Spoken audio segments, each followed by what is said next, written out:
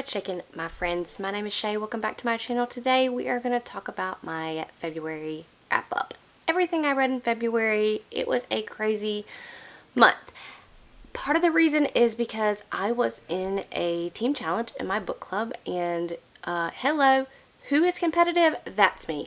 And so I read an astronomical 27 things in the month of February, and I can't remember how many pages it was. It was 7,000 some odd pages, which is not technically a lot, but I did read a lot of shorter stories as well in the month, so it is going to be an interesting wrap up. So if you don't know, I am a part of Jacqueline's at the channel Jacqueline. I'll link her down below. I'm a part of her book club over there on Facebook. You should check it out. But we have a great time over there, and we had a team challenge, and I just read a ton of books for that. So we will get started. Also this month, my family had the stomach virus. All of us went through it. It was a 6-day ordeal. So I'm actually really happy that February is over. I will tell you, my reading may have been great as far as quantity of things, but it was not the best as far as quality of things. So what I've decided to do in this wrap up is I am going to rate these books from 27 down to 1 being the best book I read all month, and 27 of course being the worst.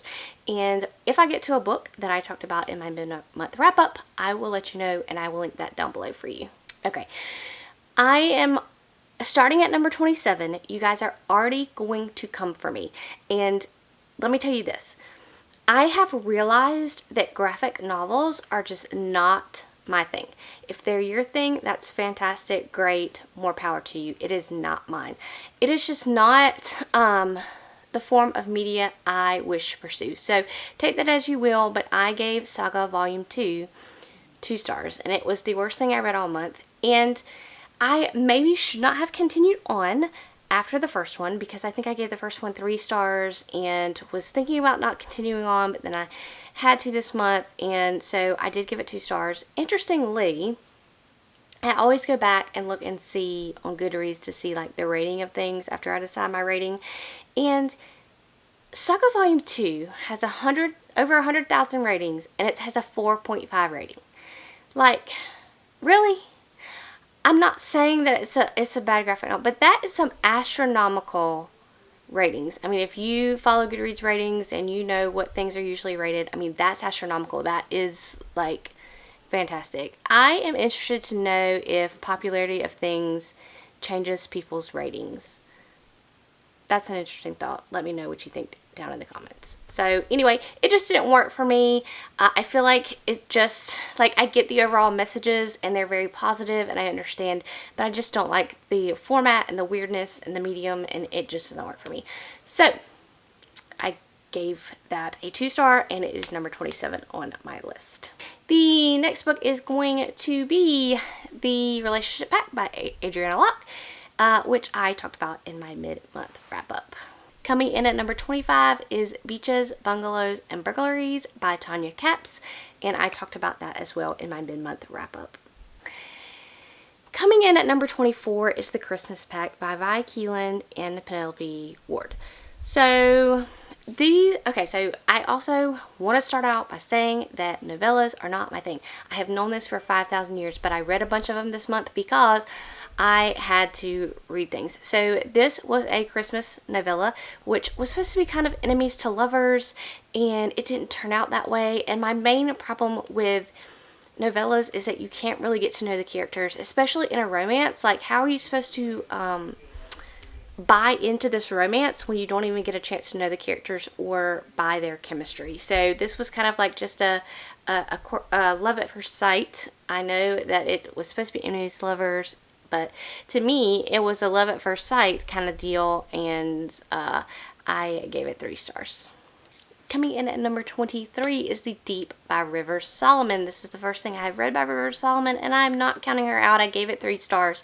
This is a story that basically follows this group of underwater beings who have very traumatic history, and it's too much to even remember, so they have one person in their tribe that is called the historian that remembers this for them, and then they share it once a year, and then they take the memories back. And so it is a lot to burden someone with, only one person, with the memories of everything and all the traumatic experiences that have occurred. And so I think it's Yetu is the one that is the historian for this group of people, and she just gets really overwhelmed and she flees her tribe, and it's a lot of exploration of different things, and I enjoyed it. But again, it's a novella, so I needed more backstory in order to jive with the complete story. So, coming in at number 22 is A River Enchanted by Rebecca Ross. This was one of my most anticipated releases, and unfortunately it wound up falling flat for me. I gave it 3 stars, but I did learn something about myself reading this book, and it is that if a book has anything to do with a folk tale, I don't need to read it, because this I liken this to like The Bear and the Nightingale, that kind of stuff. It was very the writing was fine. It was actually good. It was more flowery writing. It was just the folktale aspect of it kind of dipped down for me, and the overall plot just didn't go in enough places for me to enjoy it more. This is following this mysterious island, and our main character, that I can't remember the name of course I can't. He is summoned back. He was born on this island, and then he goes and chooses to live a life on the mainland, and then he is summoned back to this island by the leader. And basically, because these girls from the island have gone missing, and they think the spirits of the gods have taken them, and he has the power to communicate with music and with the gods, so they have summoned him back to the island. And I do recommend it for those that do like folk tales, but it just left me wanting more, and it was quite a long book to be left wanting more. So, coming in at number 21, I continued on with the Wayward Children series and read Across the Green Grass Fields by Shauna McGuire. I gave this one 3 stars. It was fine. I am pondering whether I'm going to DNF this series. I think I have given more of them 3 stars than anything above 3 stars. So it is definitely something to contemplate about whether I want to finally just put this series to bed. It's still difficult for me. I'm still learning how to DNF things, but I think it may be time for this series, as I don't really get excited to read the next one. I don't really care if I'm going to read the next one. It's just kind of like a checkbox on my I'm continuing on with series list. So, coming in at number 20 is The Roughest Draft by Emily Wibberley and Austin Sigmund Broca, and I talked about this in my mid-month wrap-up. 19 is Reminders of Him by Colleen Hoover, and I talked about this also in my mid-month wrap-up. Number 18 is going to be The Wedding Game by Megan Quinn, and I talked about this in my mid-month wrap-up. Number 17 is going to be Punk Love by LJ Shin. This is also a short novella, but honestly, this is higher up on the list than some of the other novellas I read this month, because I felt like it had a little bit more depth than the other ones. This is following basically a first love and then a ending of a first love. And so I overall really enjoyed it, because you got to see them fall in love and how in love she was with him, and then you got to see them apart.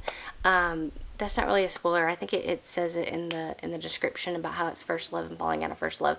And so it was very, very interesting to see that. It is a younger, like, kind of YA story, but overall enjoyed it more than some of the other novellas that I read this month. Coming in at number 17 is If This Gets Out by Sophie Gonzalez and Kale Dietrich, and I talked about this in my mid-month wrap-up. The next one coming in at number 16, y'all are going to come for me, but that is going to be Razor Blade Tears by S.A. Cosby. So this is a super, super beloved book, and I understand completely. I read this one on audio, so a lot of people really love the audiobook. It didn't really jive with me that much. But this basically follows these two men who have lost their gay sons they have been murdered, and they're trying to figure out who murdered their sons, and it's an exploration of them and their homophobia, because when their sons were alive, of course, they wanted nothing to do with them because they were gay, and now that they are gone, they realize that, oh, they should have loved their sons while they were here, regardless of sexuality. And I understand why people love this book. I really, really do. But it didn't jive with me.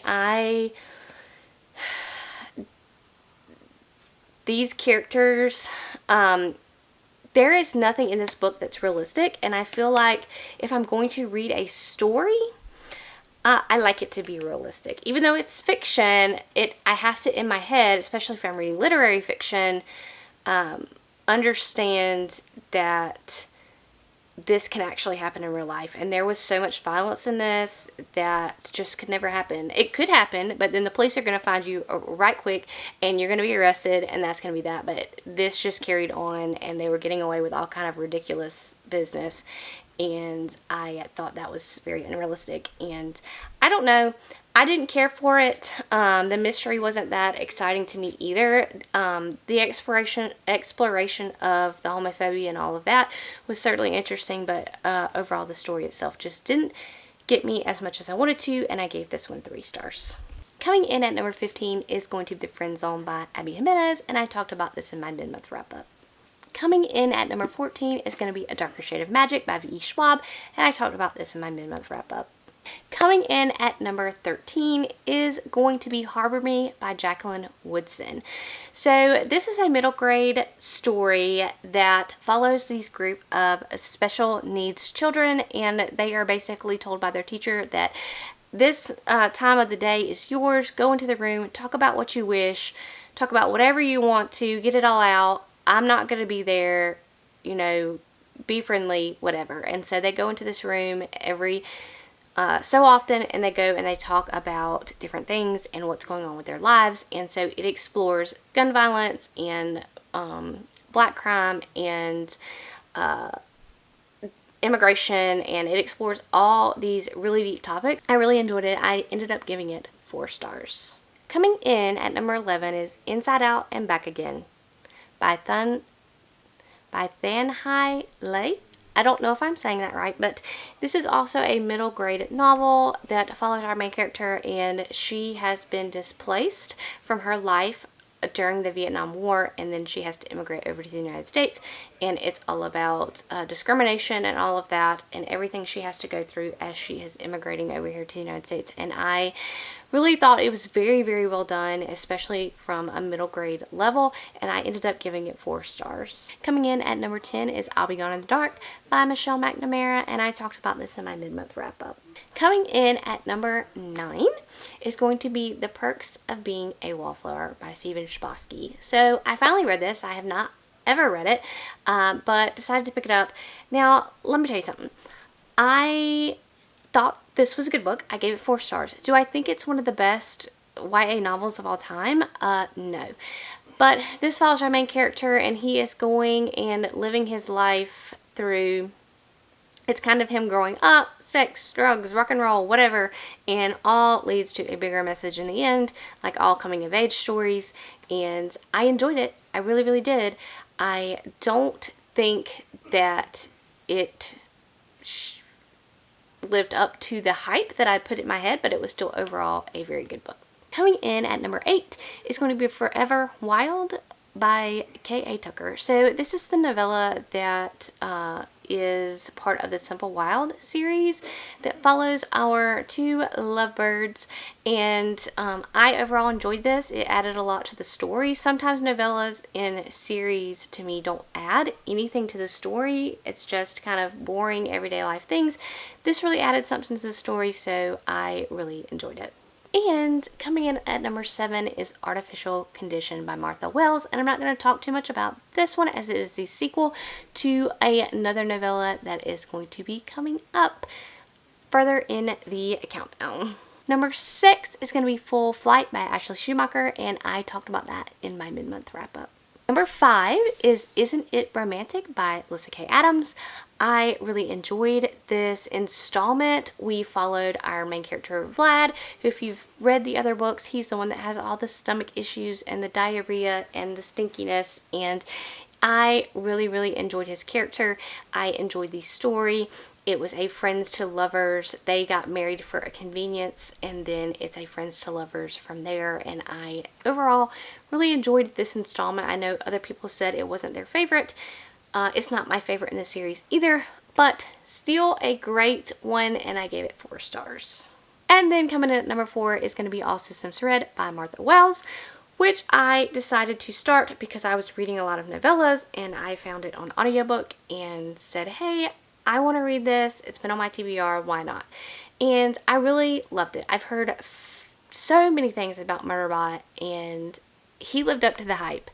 I really enjoyed the characters in this first novel and Murderbot, and it's kind of this series of novellas is kind of like a mystery series. Like, there's a different mystery to solve in every single one of them, so I can see where some of them might not be fantastic, but I really liked this one, and I like this one more than the second one. And coming in at number 3 is going to be Avampartha by Michael J. Sullivan. So that will be the second book in the Theft of Swords bind up, and this follows our main characters, Royce and Hadrian, who are mercenaries, and they take on jobs that people hire them to do, and it's their antics and their fantasy, and there's an ongoing overarching plot in this that's fantastic. I can't say much about the second book because it's the second book, but I really love their banter. I really love them as characters, and I'm looking forward to continuing on as soon as possible. The last 2 I talked about in my mid-month wrap-up. So coming in at number 2 is going to be The Nemesis by S.J. Kincaid. This concludes the Diabolic series, and I had some issues with it, which is why I only gave it 4.5 stars, but overall really enjoyed it. Really thoroughly recommend this series. She came back around and did some great things in this novel. Highly recommend this series. And then my favorite book of the month, which also got 4.5 stars, but my enjoyment level of this book was way up there. That's going to be Dead Silence by S.A. Barnes, and it's my favorite book of the month. I talked about it more in depth in my mid-month wrap-up, so if you want to check that out, go ahead. So that is all the 27 amazing things that I read this month. Why I did not find a 5-star read, it's fine, because I am going to be back in March, kind of mood reading my way through March, and I am looking forward to it. I am looking forward to seeing what you guys read in February, so drop down your videos down below, and I am looking forward to the month of March.